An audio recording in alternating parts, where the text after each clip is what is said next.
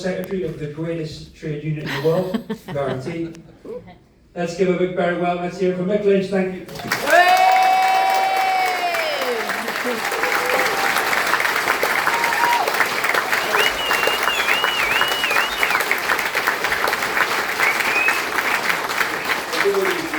At Unity House, because they say, it was a good speech, but you didn't say any of the things that needed to be said. So I'll try and stick to some of this, but it's not like it. I was with the General Secretary of the greatest union in the world at our AGM a couple of weeks ago. He was the General Secretary of the Indian Peasants Union. 16 million members. Had the biggest strike in the history of mankind, or humankind, against a fascist government in India that's trying to divide people on ethnic and religious lines, and they turned that government over, the BJP. It was humbling, really, to hear from somebody like that, fighting against violence, state violence, religious bigotry, and all of the stuff that we've exported to our former colonies, as they used to be called. And it was heartening, Martin was there at that AGM, it was heartening to hear these people's stories from around the world.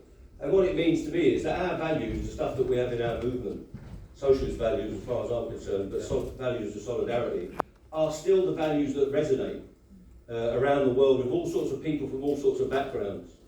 Because what they've been telling us, as Jamie has just said, for the last 40 years or so, and more now, is that it's dog-eat-dog, this world, that you just have to look after yourself, lock yourself in your nice little accommodation, and don't worry about everyone else, don't worry about the disabled, don't worry about women. Don't worry about people with accessibility issues or mental health issues or anything else. You just look after yourself.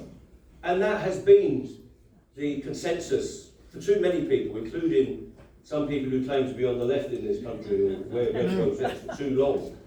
And we're part of changing that, I think. So I've got no hesitation in giving my personal support to Jamie in his campaign, and I'll talk about that a little bit more. What we've got to do in the RMT is just formalise that, and we will do it, I'm absolutely certain, as soon as our branches in the North East want to send us a message, because we're a democracy. We do what our members tell us. That's why we've been so effective in these industrial action campaigns, because our members keep voting for the action. 3 times on the trot. We will continue to do that, and we'll continue our campaign until our members tell us they've got a settlement and a set of documentation and agreements that they want to support through a referendum. Surprise, surprise to the media and all the commentators, that's the way we work. It's the way the unions have always worked. We are the most democratic rank and file organisation in this country, and have been since the Toll Puddle Martyrs. And I go around the country a lot, and we get a lot of union heritage. I was down at Toll Puddle during our AGM, and Martin was there as well, in the fields where the Lovelaces and all the rest of them tried to form this combination, as they called it, for their own liberation, when they were having their wages cut, when they faced absolute destitution. And I'm not just talking about relative poverty, the loss of their families, as the so-called Luddites had to fight for, people who were fighting for their futures. And I'm afraid, I don't want to be over dramatic, this society seems to be going back towards that. People who can't feed themselves, house themselves, and clothe themselves. And if you go around to our big cities, and even into the towns and villages now, you see people lying about on the street. People with mental health problems, addiction issues, people who've just had bad luck in life, like many of us have had in certain times. And the welfare state that we built following the war, the Second World War, is under attack. And part of that state were the nationalised, publicly owned industries. They were part of the recovery of our civilisation, with the railways and the coal board and the steelworks and all the rest of it that we built up, along with the bastions of our welfare state and our education system, looking after our elderly, educating our people to a second and third level that we never had, eliminating poverty, eliminating early death, which all of our parents and grandparents knew in this audience for our own working class communities. And that stuff, the stuff that we turned around, is under attack. Now, I don't want to be saying that if we save Berwick ticket office, it's going to turn all that stuff back. But this is just one aspect. Because our society is being dehumanised in the absolute pursuit of profit. And again, I'm not particularly radical. I'm not a left-winger. And people in my union tell me I'm not a left-winger. I'm a pragmatic, traditional, Labour-type socialist. And I was reading about Harold Wilson on the train on the way up. Harold Wilson and Jim Callaghan had no problem with calling the audience brother and sister and comrade, not friends, locals or whatever, and they used the word socialism every time they got on their feet. Now, I was one of those people when I had hair, as a younger, more radical person, that criticised them for not doing enough. But my God, compared to what we've got now, these people look like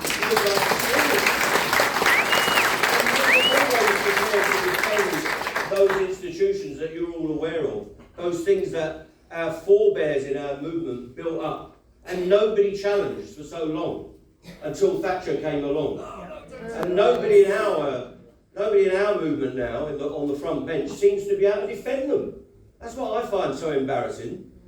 And I'll give you a little story. Jamie's stuff that I've been hearing about the total transport network that he's taken into this campaign. Well, there was a fellow down in London 20 or 30 years ago called Livingston, right? And a lot of people don't like him. And he was a good socialist. But if you look at what's happened to our transport system in London, since he was elected on that platform in the GLC, there has been consistent and persistent investment in the transport of London, and it has been transformed. It cost me £1.60 to travel on a bus in London, and now, because I'm over 60, it costs me nothing at all, because I'm over 60. That was down to a person who was radical, who had the same or similar policies to what Jamie's putting up, to connect all of the transport elements that we've got. Tram, he invented. Regulating taxis even, bringing in franchise buses under certain regulation, increasing bus drivers and bus workers' wages, bringing all of the London Underground back into ownership, and then taking bits that have actually decayed around outer London. I know Northerners don't want to listen to London too much, but it was a hellhole. We had a thing down there called Silverlink after privatisation. It was the worst place that any woman or disabled person or even a young male adult could spend their time. It was a mugger's paradise. And that has been transformed now into the London Overground system. If you go down there, it's the orange part of the map.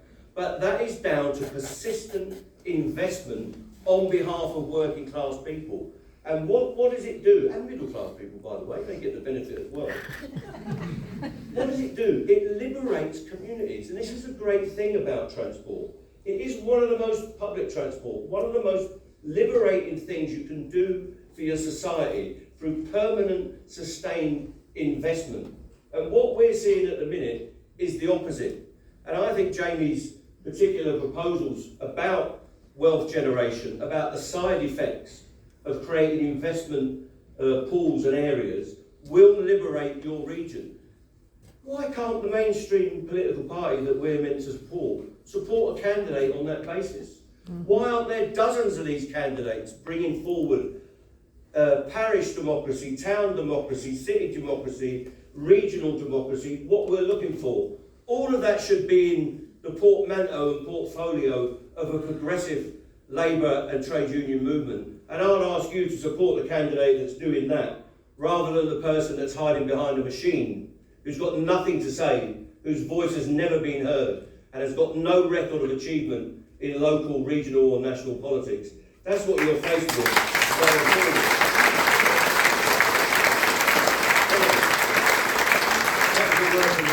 I'll move on to what we're talking about. We've been involved in this campaign for over a year now, but it goes back to the depths of COVID, when we were locked in. And I've got to remind you, railway and transport workers, along with your hospital workers, your retail workers, your cleaners, all those people that actually create the wealth in society, worked all the way through COVID. All the way through. For them, I'm talking about this government, and there's been millions of people in the ministries, including your local MP. I met her for a while. I went over to see her when she was the new Secretary of State for Transport.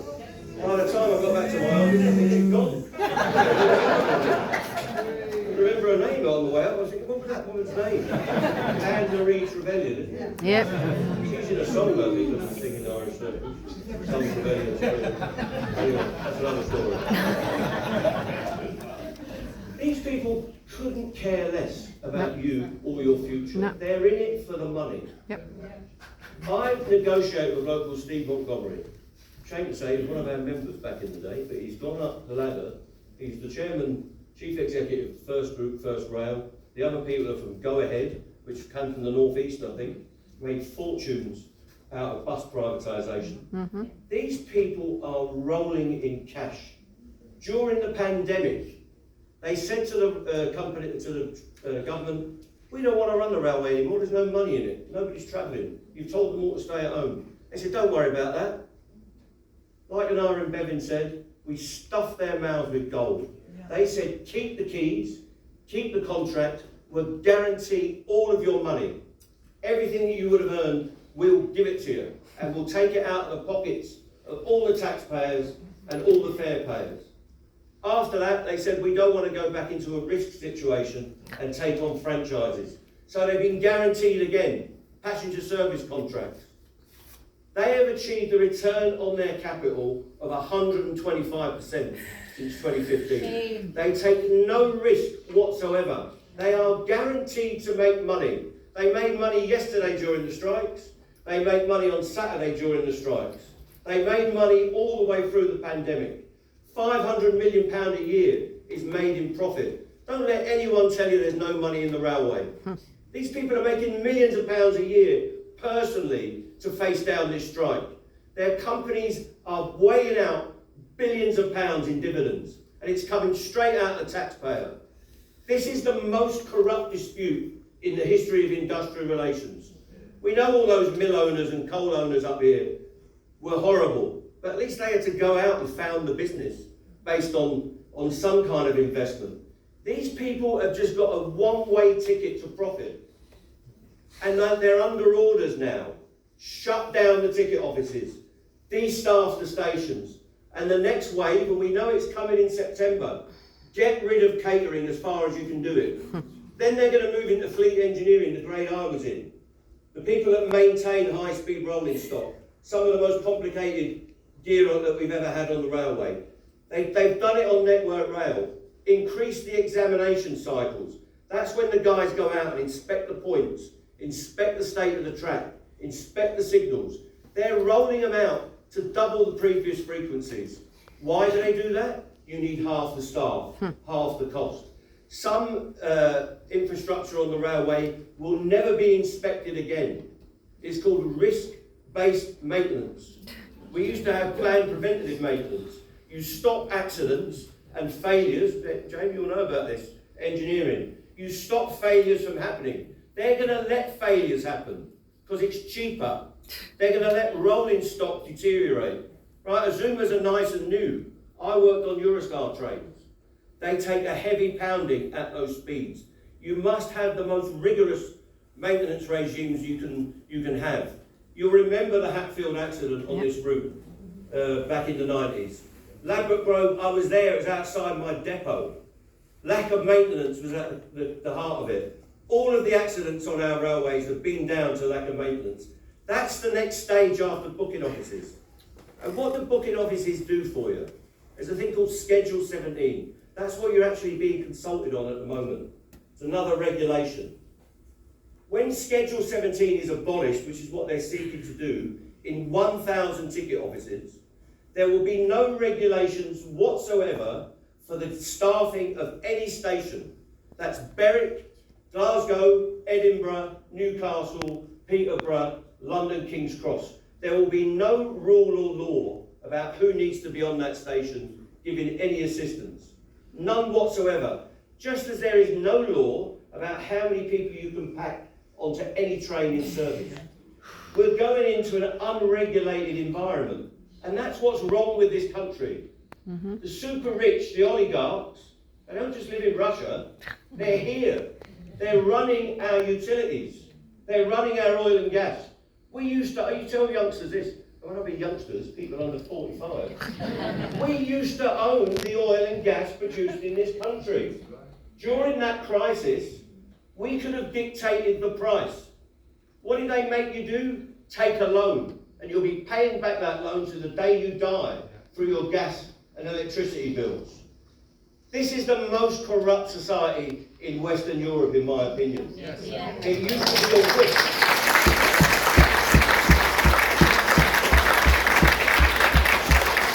It used to be a whiff of corruption, and now it's stinking to high heaven. And we've got to do something about it. This is a microcosm of what we're facing. Our communities are being bled dry. Even Berwick, a beautiful town, from what I've seen of it, it was just Martin showed me anyway. This is inside the park, there you go. The banks are going. The post offices are being stripped out. Another pillar of our community. Your pubs are being stripped out. All your independent shops are being taken away because of the rocketing bills. And what are they saying to you? Go online, use the algorithm, use the app. Well, what you're going to get going forward from your railway company is them controlling you. When you go to your ticket office, every one of our members that sells you a ticket will always try to give you the cheapest, most convenient fare, aligned with what you want to do. We'll give you advice. When you're using that app, and if you've tried to book a flight lately, it's like having a full-time job yourself. All the hurdles you've got to go through. Adding cost all of the way. That's what's coming to the railway when they shut the alternative of the human interface. So we've got to stand up. We've got to stand up for our communities. Not just the idea of railway travel. We've got to build a response to the complete exploitation of working people. And we've got to make sure we connect up all the different struggles between women's groups, between accessibility groups, between the people that are just alienated and pissed off with the way this country is working. Because so many of our people, if we're honest, look at our demographic, most of you will have been involved in campaigns before, will know how to do some of this stuff. We've got to make, and they're not all young, some of these are Thatcher's children, but those Thatcher's children have now got their adult children. They don't know how to campaign. They think you can all do it on Twitter or somewhere. You've got to get out onto the streets and campaign for the issues that are important for us. And this ticket office closure is a part of it. What they're trying to do to us on the railway is defeat us. They're trying to defeat the RMT. Why do they want to do that? Because they see us as some form of resistance. They see us as some kind of beacon for people that can organise and fight back. And when I say they, it's not just the Tories. There's an establishment out there that is increasingly becoming the front bench of the Labour Party. Why are they not out campaigning?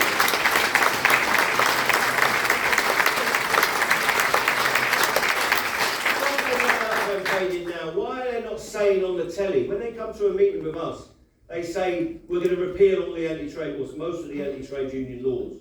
We're going to give a new deal for workers. They've not said that on the telly once, because it doesn't suit the agenda of the Daily Mail and the Telegraph and what they regard as Middle England. Well, I can tell you something. I was at a BMA rally yesterday with hospital consultants, about 600 hospital consultants, on good wages, allegedly. These are people that don't get to be a consultant till they're nearly 45 or 50, that have given a lifetime of dedication to serving our people. And they are as alienated and as pissed off, I'm afraid to say, as everybody else. Because now they're starting to alienate the people in the middle who can't afford their housing, even on the wages that they might have achieved, and whose children cannot afford to live anywhere near them unless they're living on top of them in the house they grew up in, into their mid-30s and even into their 40s. This country is being degraded all of the time. And we've got to wake up to it. And we've got to start organising for ourselves. So we've been going round in the RMT in these campaigns, enough is enough, and all the rest of it, People's Assembly against austerity. And we've been trying to get our union movement to come out of its traditional cell about wages, conditions. We've got to be talking to everybody. And our union movement has got to be in these locations, in the communities, in the churches if necessary, in the mosques, the temples, the synagogues. I don't care. Wherever working people are, We have to be there with you, and I'm so delighted that the people of Berwick, the Trades Council, the people that are interested, the people that are being motivated, are coming together with the trade union movement on these issues. We've got to do that about everything.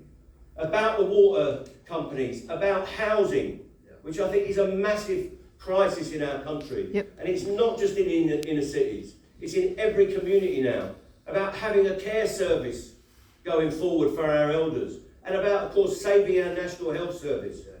Our National Health Service now is being consumed on a daily basis by privatisation, by global corporations.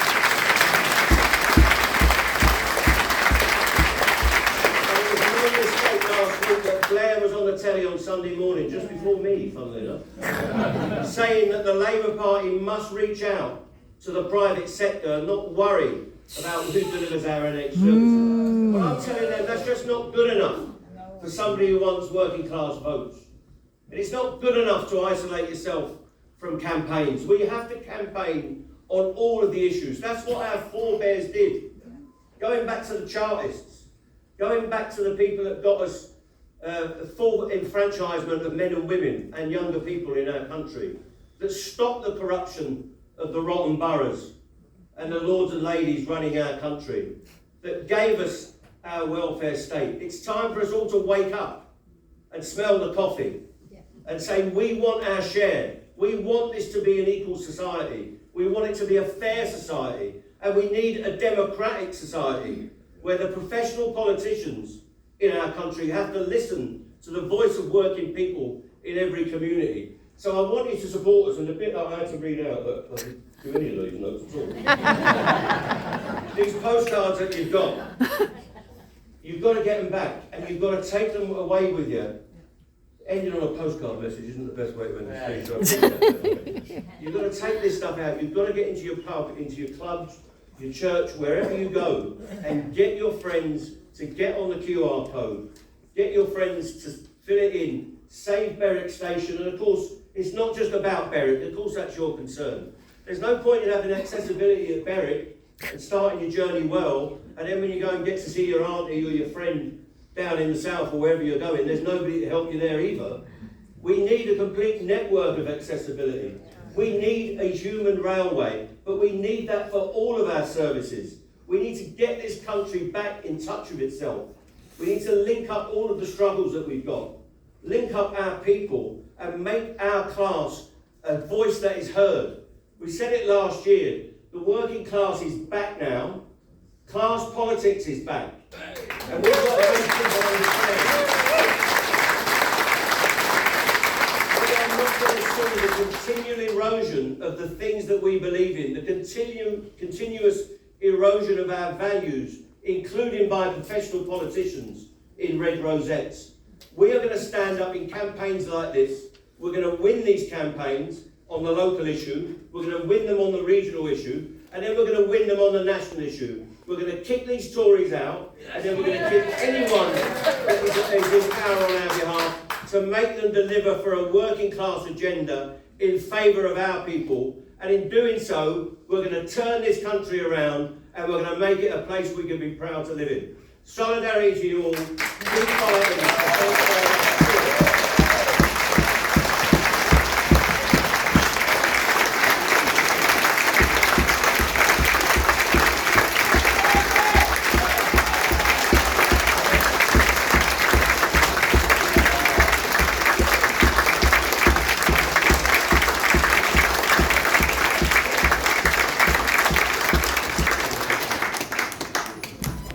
Thank you very much, Mick Lynch. Just highlights the nonsensical nature of the privatised rail network. So Jamie had to leave very quickly, had to get a train at 1827, which was run by First Transpenna. That train's been cancelled. So First Transpenna in March last year cancelled 25% of their trains. Martin wanted to keep me, so he had a word with the staff. The CEO of First Group actually got an £840,000 pay rise last year, so it's money for some people, isn't it? That's the bloke I negotiated with, and he He's told not- me he he's hasn't had a got- pay rise for 4 years, bloke I'm sitting opposite got 840,000 people while he's sitting talking to me. Capitalism, organised crime. Just very. So I'm delighted he's just arrived. He had another event on in his constituency. So we're just going to get MP for Wansbeck, who again has been on picket lines all over the North East, Almouth, Berwick, Maltings, Newcastle. He's just arrived. He's a great friend of mine. I'm Berwick Mara. He's a top lad, and I'm glad that he's arrived just in time. Just want to welcome Ian Lavery. Thank you.